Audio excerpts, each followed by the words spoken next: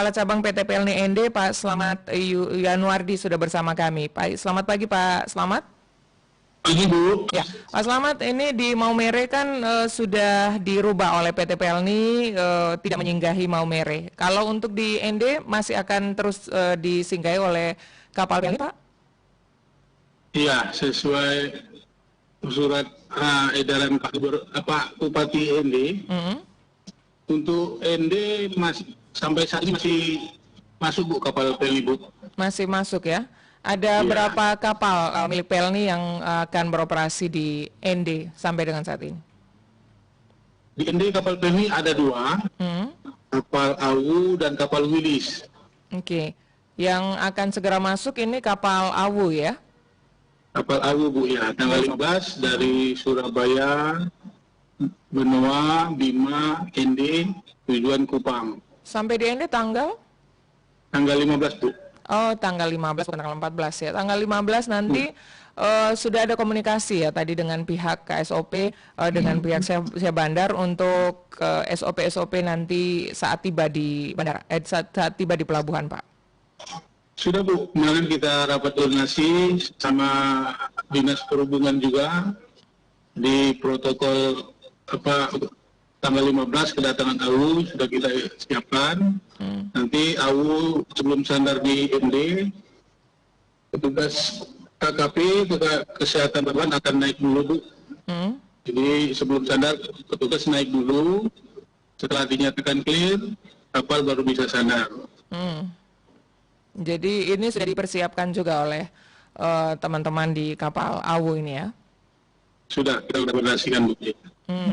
Nanti kapal AWU akan membawa berapa banyak penumpang yang akan turun di ND, Pak Slamet? Informasi kemarin Bu dari data Pasasi, kira-kira yang turun itu 110 orang Bu. Itu dari Surabaya, Surabaya, Benoa, Bima itu ada sekitar 110 orang yang akan turun. Iya. Data kemarin. Oke, data kemarin 110 itu saat ini posisi kapal AWU ada di mana, Pak Slamet? Saya ini masih di Surabaya, tanggal 12 dia baru bertolak dari sana. Baru tolak dari Surabaya. Oke, mereka sudah diberlakukan dari Surabaya itu ketika naik harus dilengkapi semacam surat keterangan kesehatan semacam itu atau belum, Pak? Ya, ini kita koordinasi kemarin. Surat Pak Bupati kan kita koordinasi ke seluruh cabang yang di kapal AWU. Kita kasih tahu, beritahu kepada penumpang yang akan ND itu harus ber-KTP ND.